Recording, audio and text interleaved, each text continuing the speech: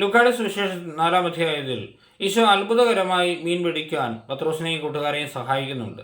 അതിന് തൊട്ടു മുമ്പ് ഒരു വചനം ഇങ്ങനെ എഴുതി വച്ചിട്ടുണ്ട്: അവർ വല കഴുകുകയായിരുന്നു. അത് വളരെ പ്രധാനപ്പെട്ട ചിന്താവിഷയമാണ്. കാരണം രാത്രി മുഴുവൻ അധ്വാനിച്ചിട്ടും അവർക്കൊന്നും കിട്ടിയില്ല. എന്നിട്ടും മത്സ്യബന്ധനത്തിന് ഉപയോഗിക്കുന്ന വല അവർ കഴുകാൻ തയ്യാറായി.